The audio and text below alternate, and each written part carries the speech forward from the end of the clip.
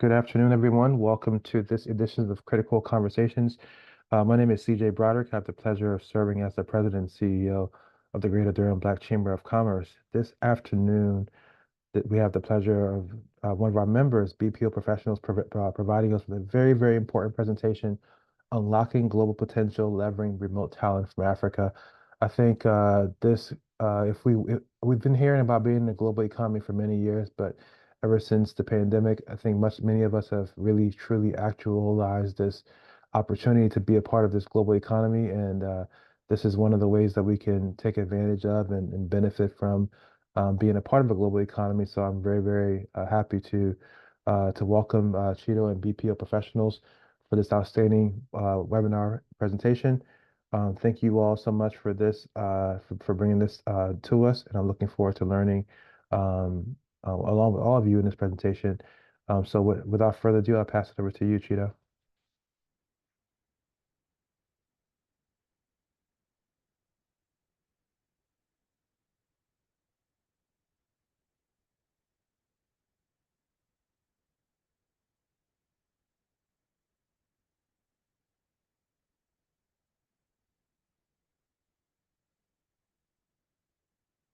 I think there's maybe a Wi-Fi uh, latency, so I'll wait for a second.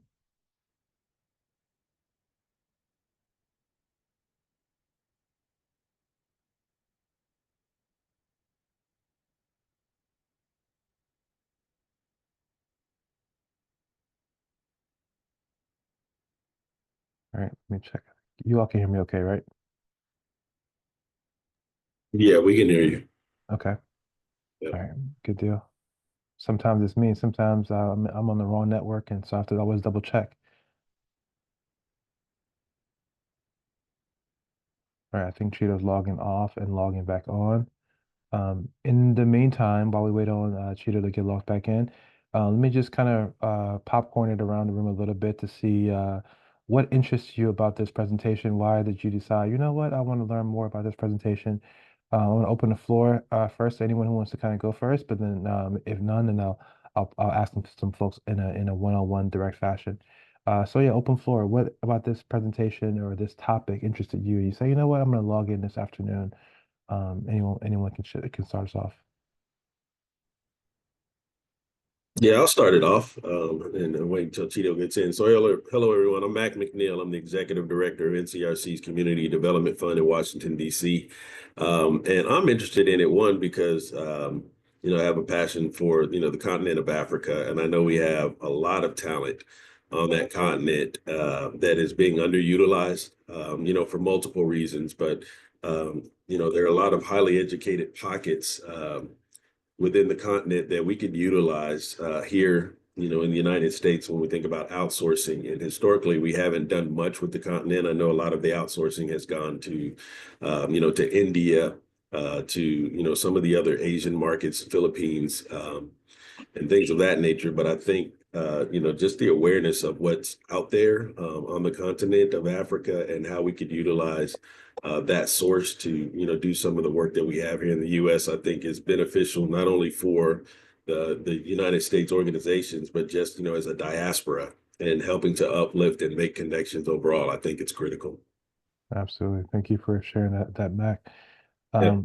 I think I had a feeling I'm pretty good at reading faces now on Zoom. So I can see Daniela was about to also say something, and then you said, "Oh, I'll lead it off." So let me go ahead and No, pass it to you, Daniela. that is my boss over there, Mike. Ah, very cool. I echo everything he said.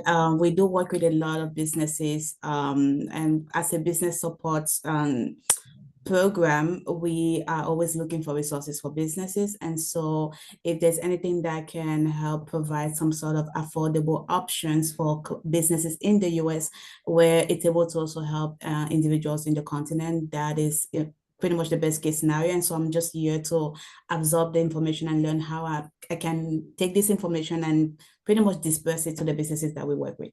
Thank you. Absolutely. Thank you. Thank you. Anyone else that I couldn't read their faces? Anyone else that's not on camera? Paula, Octavia, Quintessa. What about this webinar really interested you? Yes, good afternoon. Good afternoon. My name is Dr. Paula Whitaker Watkins. I work along with my husband with AICI Group, and we received the invitation by courtesy of Sydney Nichols through GABA. And we actually have schools, and we have a school in Nigeria.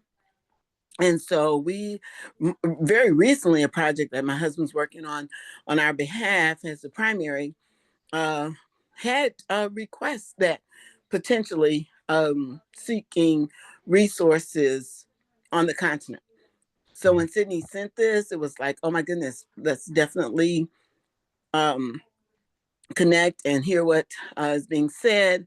Ironically, we have another continentally focused webinar going on at the same time. So my husband's on that one, but we didn't want to miss this opportunity to hear best practices and see what we could share. Absolutely. The universe heard your call and it's over delivering. So, yeah, Right. everything you ever wanted is coming right to your door. So excellent. Thank you for being here, Paula. All right, let me take a moment and go back to Cheeto and see if Cheeto, can you you want to go ahead and try now? We want to maybe start saying a few things. Also want to welcome Takura as well for BPO professionals, I believe also. So how's your connection now, Cheeto? Hi everyone. I apologize. I'm not sure what happened to my connection. So unfortunately, I'm going to have my video off for this. I apologize for that. But I am ready to get things kicked off. Yeah. Okay. I am going to make sure you are a co-host, right? So even without a co-host, you can share, but as a co-host, you can do a little bit more with the controlling of the gadgets that will. So if you will, so see if you can go ahead and share a screen now. If you can, then we can go ahead and let you walk through your presentation. Sure. And then while you do that, Cheeto, Takura, do you want to do an introduction? Hi guys, thank you for having us. I'm Takura. I'm a co-founder with Cheeto of the BPO Professionals. And yeah, I guess the rest will be heard from Cheeto, who will be doing the presentation from here on. Absolutely. Welcome. All right, Cheeto, you're sharing just fine. We can see your screen. The floor is yours. Awesome. Thank you. Thank you, CJ, for the introduction, and thank you everyone for your patience. Special thank you to the GDBCC for collaborating with us in regards to the webinar, and for everyone that's taken time out of their busy day to join us. Just a short intro about who I am. My name is Cheeto Chimedza, and I am the CEO and co-founder of a company called the BPO Professionals, where we recruit and facilitate offshore remote employees for businesses in the US, Canada, and the UK. And yeah, we have a goal to create 10,000 remote jobs by 2033. So just to kick things off, I think I'm just going to start off by talking about why Africa. So outsourcing and remote talent has been there for decades now, right? It's a $260 billion industry. So why Africa? Why now, right? So just a couple of the key things regarding Africa. Firstly, we have a growing talent pool. Africa is producing 2.5 million graduates annually, right? 675,000 of which are in STEM. So there is a number of highly skilled graduates that are coming out of Africa. Secondly, it is a young population. It is one of the youngest continents. 60% of African is under the age of 25. And that brings with it innovation and adaptability, right? There has been also a rapid investment in infrastructure and development in Africa, which has made it much easier for remote platforms to exist. My co-founder, Takura, is actually a networks engineer, and he could testify to the fact that there's been rapid developments regarding infrastructure, mobile data accessibility in remote areas, 5G, all of that, which makes the remote work more functional and efficient. Also, our workforce has become more competitive with an increase in number of African professionals gaining international certifications, especially with the move to more online education. So we're definitely becoming more globally competitive. And also the government and private sector areas have become or are fostering more support, are providing more support to African entrepreneurs and like myself, and making it easier to collaborate with African businesses as well as local talent. So those are some of the reasons why Africa, right? I do want to go into a bit more detail about, steps for sourcing remote team members. And some of just the strategic steps that you can take, some things to consider when you are getting a remote team member. So first of all, you need to identify the roles. So understanding which task you need assistance with is very important. A lot of times I see clients, they talk about, I'm looking for a digital marketer, right? But they haven't really pinpointed where their pain point is. Is it in the graphics? Is it in the SEO content creation? Is it branding? What exactly are you looking for? So before you start your search for a remote employee, you need to really consider what are your pain points. A lot of people are going to go to ChatGPT and quickly Google and quickly type in digital marketer, right? And get some roles and responsibilities and think I'm done. But that's a very generic approach. When we deal with our clients, we actually do a needs assessment meeting where we really try to zone in on what it is that you're trying to achieve.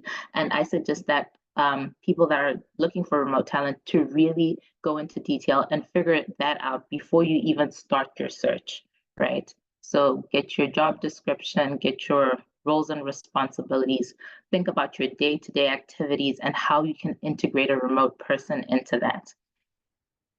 Secondly, you want to set up remote team operations. So you want to think through the process of having a remote person, right? How is that going to affect your workflow? If you already have a team, how are you going to integrate that into your team?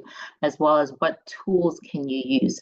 There are tools like Slack, Trello, Asana. Those are all project management tools that you can integrate into your business to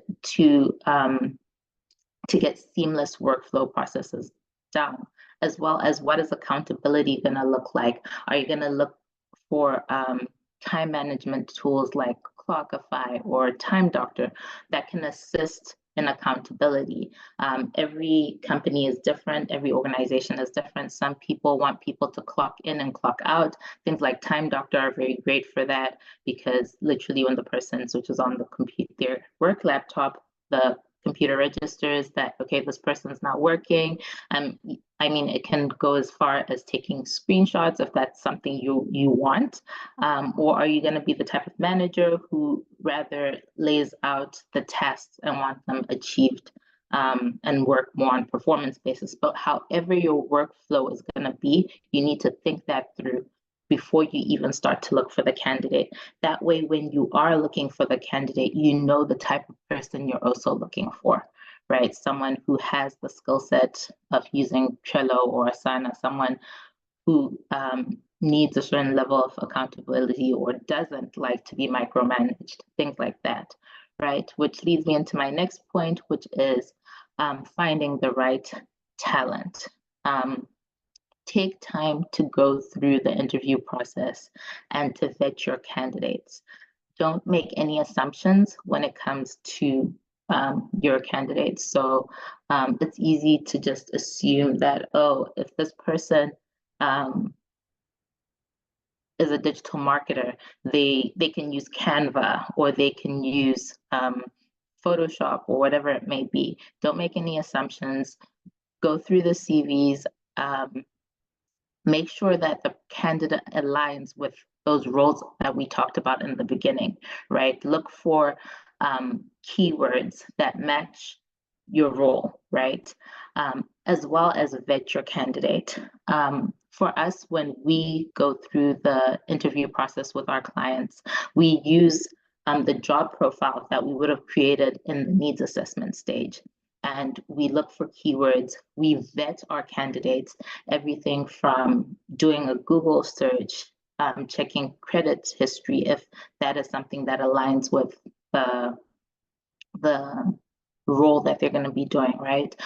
Police clearances, all of those things to ensure that the person is who they say they are. The internet is both great and it can also be a really bad thing. There are scammers out there. There are people that lie. There are fraudsters. So you really want to do your due diligence beforehand, because this is someone that's going to be integrated into your business. So you want to make sure that the person that you get really is qualified and is who they say they are, right? And can be trustworthy. So really do your due diligence to ensure that the candidate that you're getting is reliable. If you do have people that can give you references in regards to the person, right? As well as checking the referrals that they give you. So for us, we also do check referrals. We also work with people that are part of our database. So a lot of the times, these are people, maybe if it's like a software engineer that we have worked with before, that we have placed before, you know, people that have a track record. Next, I want to talk a little bit about training and onboarding. Onboarding and training is so essential to minimizing the learning curve, right? Obviously, you've done your due diligence, so hopefully the person that you get is going to have expertise in your needs. For us, when we usually get someone, we get someone that has at least 3 years working experience, 3 to 5 years working experience, to ensure that you're not starting to teach them from scratch, right? You're not starting to have to teach them how to actually, you know, do their job, but rather onboarding them so that they understand your company and your workflow processes.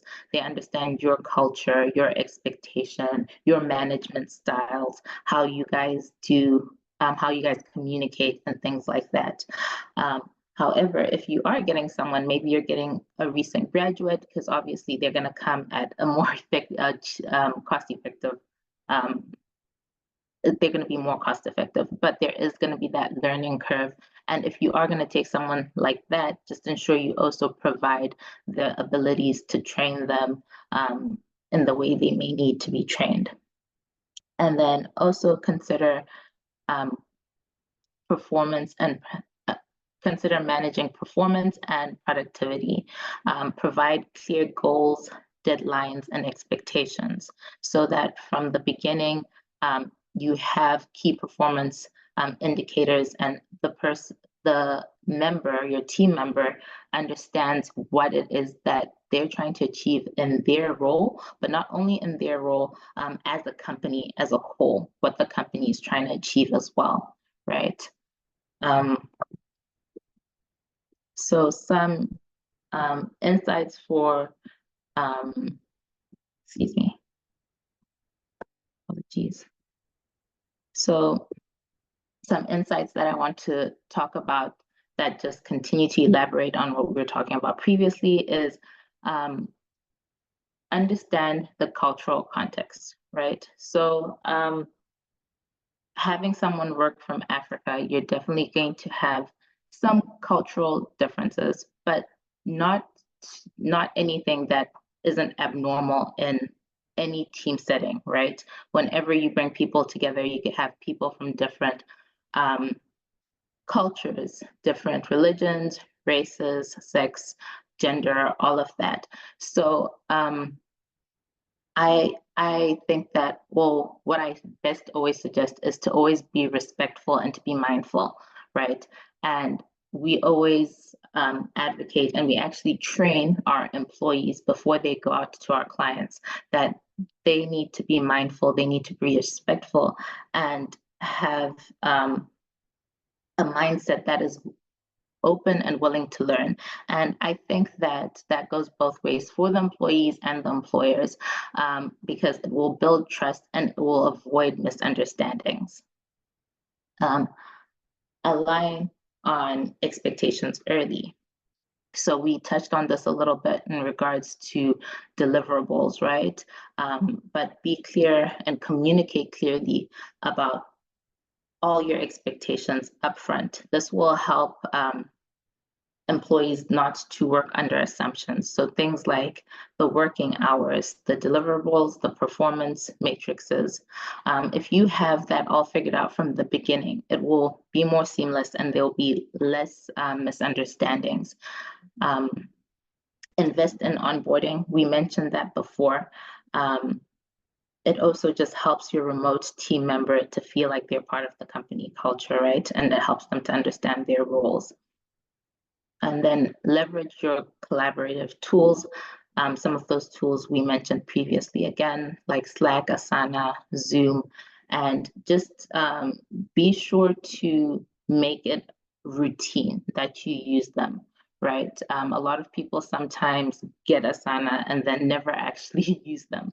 So make sure you understand your your project management tools, and then make an effort to utilize them, because it will assist in the day-to-day runnings of your business, especially with a remote employee. When you're working from different time zones, different places, communication is really key. And then respect time zones. So there's two ways to operate remotely. Either you can allow someone to work in their time zone and in their specific 8 to 5, or you can have them working in your time zones. So if they're going to work in African time zones, there is an overlap between US and Africa. Africa is ahead, which could be advantageous to you because you wake up in the morning and all of the work is already, completed. And by the time you're talking to them, it's more like catching up on work that's been done and pushing forward to work ahead, right? If you're going to do that overlap, then you just have to consider scheduling when you schedule your meetings to accommodate that time differences, as well as to accommodate any team meetings that you have if you have more than one employee, so that they're also part of your team and they also integrate and get to be in team meetings and in collaborative environments. For us, we like the idea of them working in your time zone. And the reason we like that is because, yes, Africa is ahead, but it's not too far ahead. So it's a bit of you start maybe in the early afternoon and finish in the early evening, which is something that a lot of people enjoy. A lot of people like the idea of being able to maybe be able to take their kids to school in the morning and things like that, and then be able to go to work after that. So for our clients, we want them to feel like their team member is with them in real time, and we want them to feel like they're just in the next office, but they're just a little bit too lazy to get up and go to them directly, so they give them a call. So if you have someone in real time, if there's an emergency, you can get a hold of them and solve that issue real quick. If our clients have external people that they want their team member to interact with, they can interact with them in real time. So that's why we specifically like them to be on US time zone, but whichever you choose, both work well. And yeah, both work well. So just moving on to the next slide. We also want you to foster inclusion and belonging. We touched about it a little bit when we talked about having them included in meetings. But beyond that, we really want them to share in your vision, your values, your goals, right? So we believe that it should go beyond the traditional outsourcing. So traditionally outsourcing, people would kind of have a department maybe that they would outsource to a company like the BPO professionals, and we would have people that would just churn out information and you would get there and all of the accounts are done, for example, right? Instead, we want to foster relationships. We want people to be able to say, I didn't just work for the BPO professionals. I worked for ABC D company in Texas or in Atlanta, right? Or in North Carolina. So we believe in fostering relationships. We want them to integrate and really become a part of your company culture, to become a part of your vision, your values, your goals, and to really be a team member. So sharing in the wins, including them in calls and asking them for input. And then we strongly recommend that you provide opportunities for growth. So remote doesn't mean forgotten, right? So when your team is doing trainings, include them in that. If you have mentorship opportunities and upskilling opportunities, let them also be a part of that. And then ensure stable infrastructure. So we did mention that Africa has come a long way and is moving rapidly when it comes to infrastructure, but there are still some limitations. Things like power outages, sometimes instability in internet, but there is ways to combat that, right? So for us, although your employees would work remotely for you, they come into the office for us, or we set them up with a work from home station. And the reason why we do that is the process we call facilitation. The reason why we facilitate is we want your employees or your team members to work as efficiently and effectively as possible. So in our hubs, we have backup generators, we have solar power, right? We have internet, high-speed internet, and we have backup internet, and we have an amazing IT support team that's led by my co-founder. We have HR administration. We have admin support as well. So just to make sure everything is seamless and they can get their jobs done as they need to do it. So if you are going to work with someone remotely, just think through how best you can help them regarding infrastructure to ensure that they work efficiently and effectively, right? Then build trust through clear communication. So I think I've said the word communication like 10 times now, and that's because communication is so important when you are working remotely, when you have different team members in different parts of the world. So we really want to emphasize encouraging regular check-ins, giving constructive feedback, and creating an open door virtual culture. So I really want to emphasize over communicating, because if not, you work on assumptions, and that can lead to lack of productivity, because if someone's doing the wrong work or doing the work incorrectly just because they don't understand, that can be detrimental, right, to the ROI at the end of the day, and it can cause the learning curve to be take more time than necessary. So I just want to really overemphasize the power of communication, especially in your first couple of weeks before the person has really adjusted to, you know, how you operate, how you do business, what the various expectations that you have. So really want to overemphasize communication. And then recognize and value contributions, acknowledge achievements publicly, and fairly recognition goes a long way in building loyalty and motivation. Just being able to share once again in those wins, and also recognize when people or your team members doing well is also really important, because when you are a virtual team member, sometimes you can feel a little isolated. So by giving them that recognition, by publicly showing that, you know, they're really part of the team, it definitely increases morale. So I just want to talk about some of the benefits of hiring remote talent from Africa.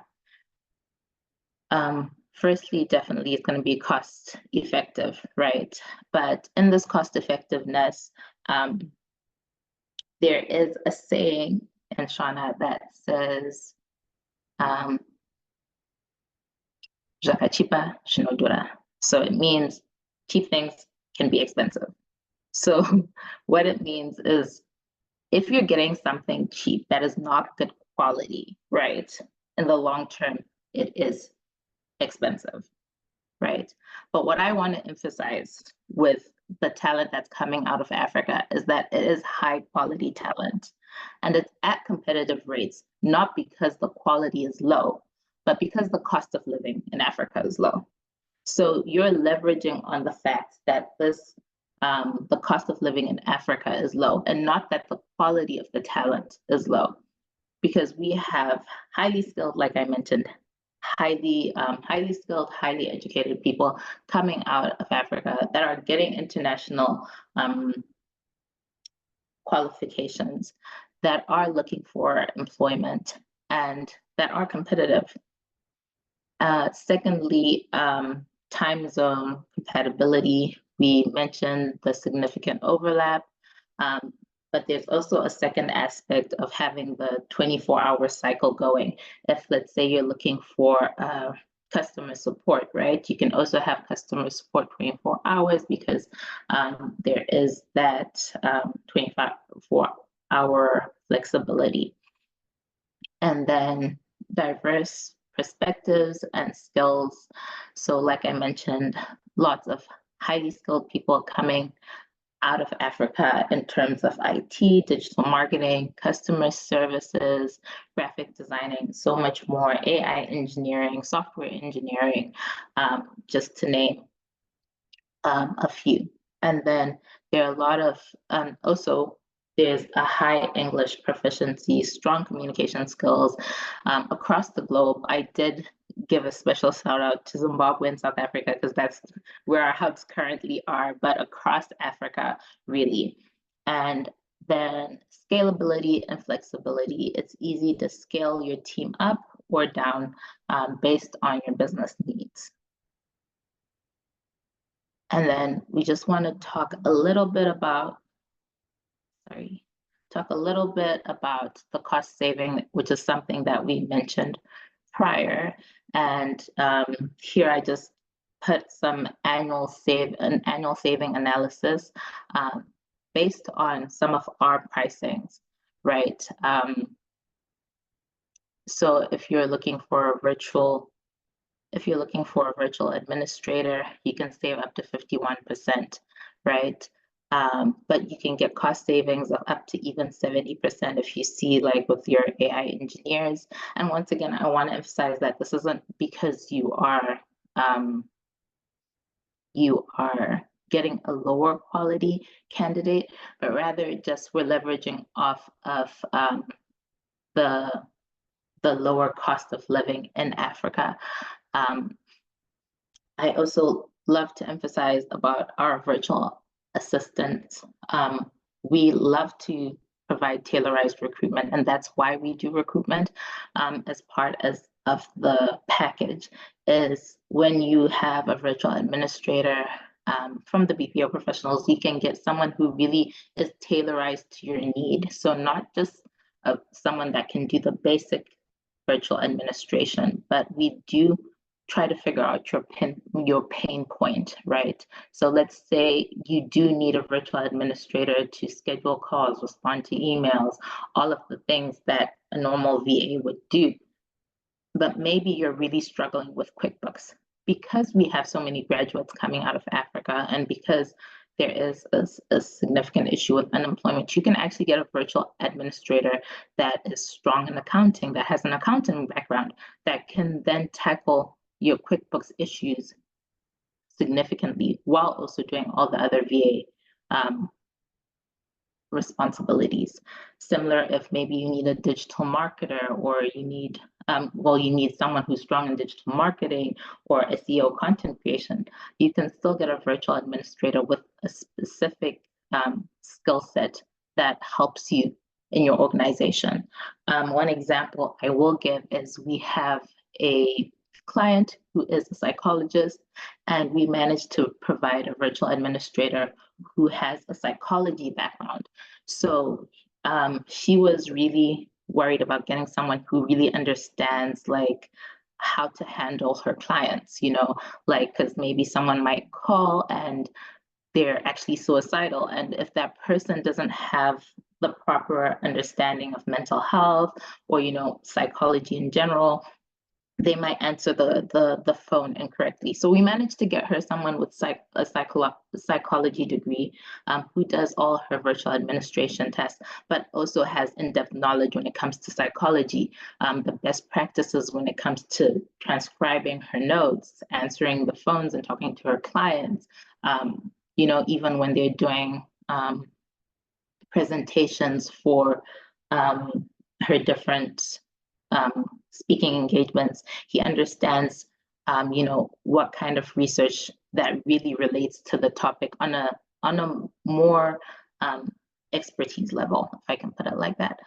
So yeah, that's a little bit about the annual savings that you could get. And I just want to talk about the impact beyond businesses. So there's a lot of impact that happens when you, there's a lot of impact that happens when you hire from Africa, right? So it goes just beyond the business benefits. It affects the economic growth, and it creates jobs and economic stability within Africa, addressing unemployment. So I like to always talk about Zimbabwe because that is my home country. Zimbabwe produces 30,000 graduates annually, right? In a country with just 16 million people. So to put that into perspective, Zimbabwe has the same amount of annual graduates as New York City, Zimbabwe has the same amount of graduates as New York City, but we're actually 2 million less than New York City. But we have an unemployment rate of 80% that is disputable. But we still have a vulnerable employment rate of 75% when it comes to women and 60% when it comes to men. And vulnerable unemployment is informal unemployment. A lot of the times it's below the poverty rate. And these are people that invested in their academics but can't get jobs, right? And this leads to things like increased crime, poverty, drug abuse, gender-based violence. So the impact of hiring someone from Africa goes beyond just the cost saving, which I know is a big thing for a lot of people. It actually has social economic impact. one salary in Zimbabwe can affect 8 people. It trickles down to 8 people. So that being said, there's also the fact that you're bridging the education to employment gap. Every year in Africa, we produce 10 to 12 million youth that enter the job market, 2.5 of which are university graduates. But there are only about 3 million formal jobs that are created. And like I'm saying, people are looking for opportunities to, but they don't necessarily have the ability to migrate to another country, right? Sometimes they may not even want to. You have family and other commitments here in Africa or there in Africa. But you know, you do have the skill set and the ability to do them. And then also just empowering women and youth, creating opportunities for those groups that are often excluded from traditional job markets.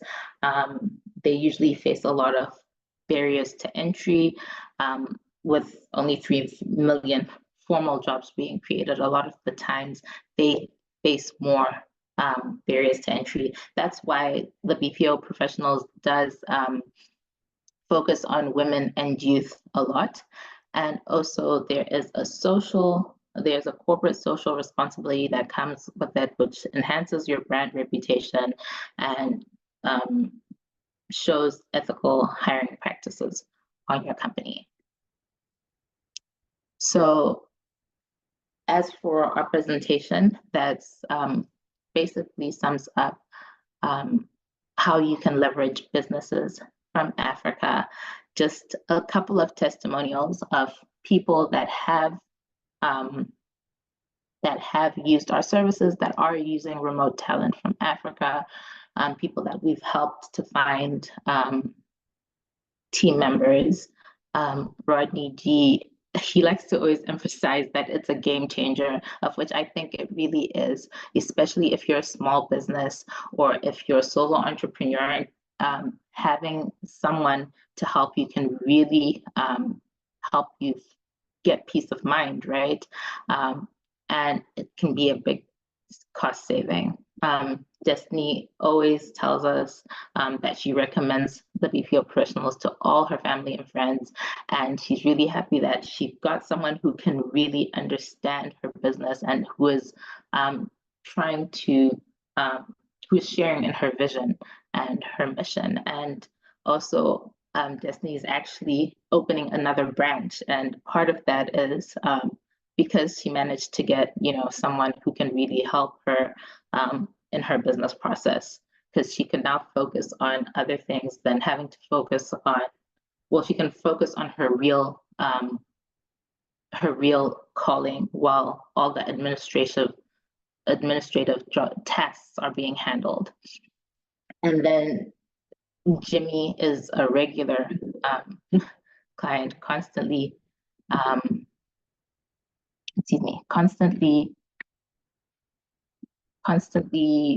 coming back to get another team member. And then some of the greatest testimonies, of course, is the employees themselves. One of my favorite employees, who's actually not here, his testimony is great because he just got married, and he said that he was able to do this because he was part of the company. And I've seen such tremendous strides in his life and such great changes. So those are some of the testimonies. And thank you, everyone, for taking the time to, you know, to really share in this topic.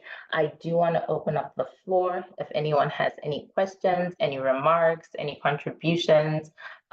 Please feel free. I am going to throw it back to CJ so he can open the floor for everyone. Absolutely. Thank you so much, Cheeto, for a wonderful presentation. I do have some guests here, and I will ask you all if you have a question, please either raise your hand or put it in the chat box. I'm happy to add voice to it. but the chat box is very, very efficient. But please use that. But then if you have a question, go ahead and raise your hand, and I'll make sure I'll call on you. The floor is open. Any questions? Any questions?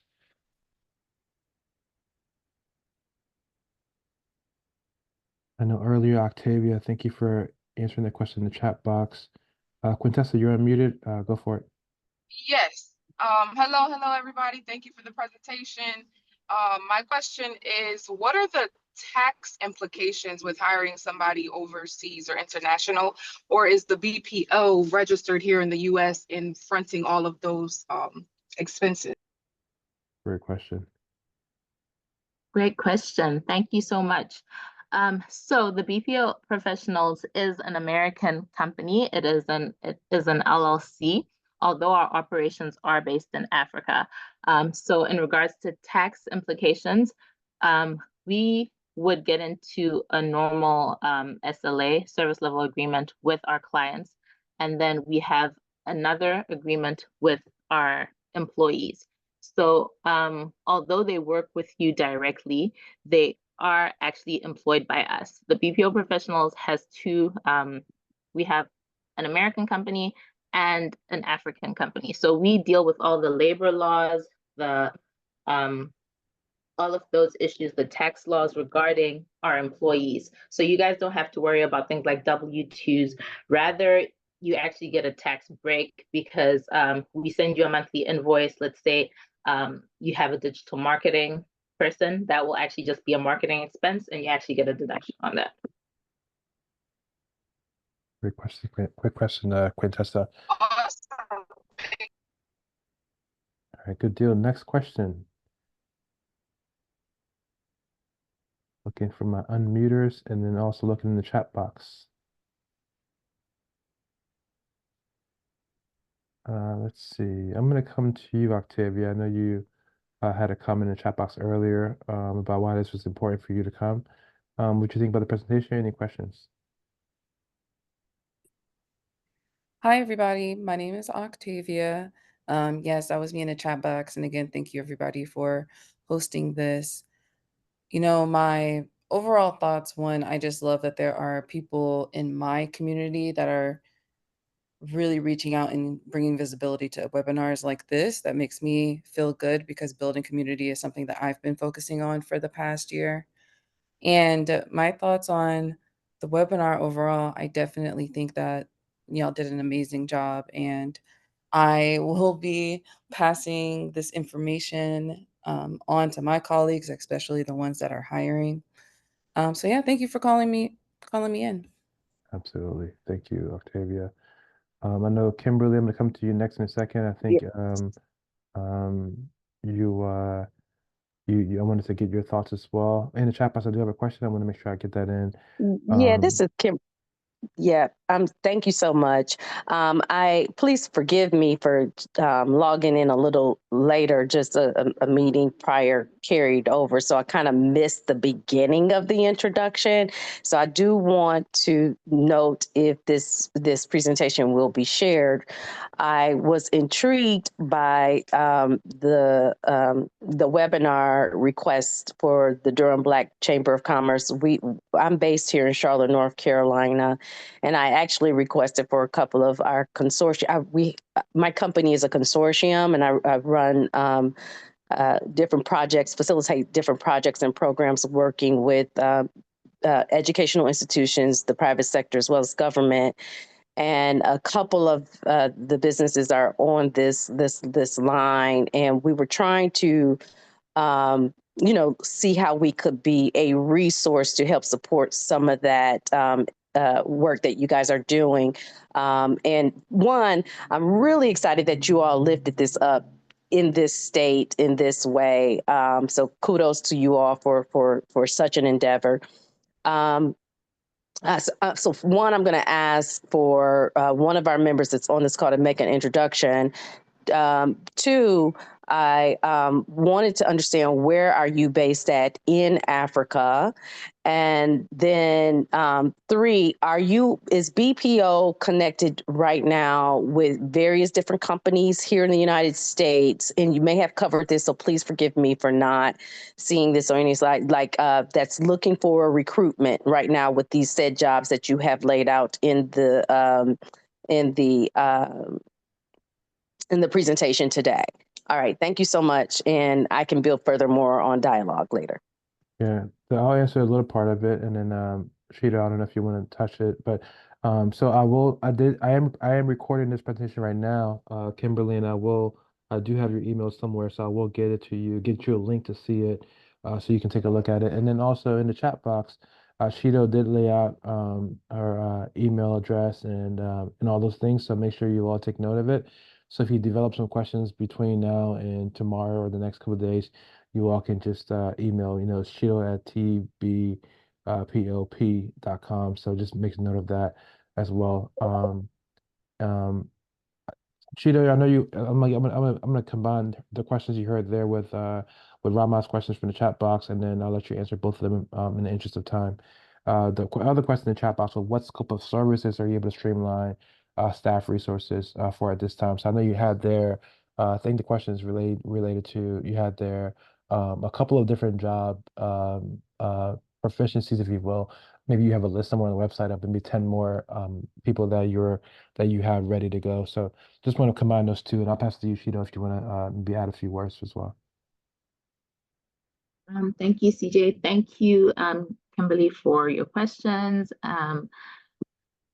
To start off with, right now we are in Zimbabwe and we are in South Africa. So I'm originally from Zimbabwe, and so is my co-founder, and that's why we started in Zimbabwe. We have lived the experience of being skilled and not having employment. So for us, we started at home because, like I mentioned about Zimbabwe, our government did a really good job of making sure people got educated, but they didn't do a great job of making sure the economy could take up those people. And I was lucky enough to get a company to hire me remotely, actually, just in the nick of time, when I was going through what I was going through at that time. So that's kind of the grassroots behind it, and that's why we started in Zimbabwe. But we have progressed to South Africa, and we're actually looking to also start a hub in Zambia, because we realize that this is not just a problem that lies in Zimbabwe, but we're looking to scale over time to across Africa. And we have worked with people in Ghana. We've gotten people to get hired in Ghana. We've gotten people to get hired in Ethiopia. So we're not just limited to Zimbabwe and South Africa, although we have hubs there. Like I mentioned, that we do have work from home options, and we're able to facilitate in that way as well, where we even provide backup internet, and we still provide green energy options, so that if they do have any electricity issues, we can still combat that. We're still able to provide the equipment and the support that they need at that level. And then, so that answers where we are in Africa. Regarding the type of individuals or the type of roles or services that we provide, because we provide a tailorized recruitment, right? We're able to meet you at your point of need. So we've done all kinds of services, because our service is the hiring and the facilitation. As long as it can be done remotely, we can help you find someone that meets that need. But there is a specific niche that people kind of look for, and we do have a database of those people already, because our database is constantly growing because of that. So basically, virtual administrators, people that are skilled in digital marketing, people that are skilled in accounting and bookkeeping, customer service, lead generation, software engineers, website developers, and AI engineers are some of our main people. But we've worked with such a broad range of people. That kind of shows me that whatever it can be done remotely, we can help you find a person. We've even had people that did CAD design, right? And so it's broad, but those are some of our specific niches. And in the chat, I did include one of the links where it says information pack.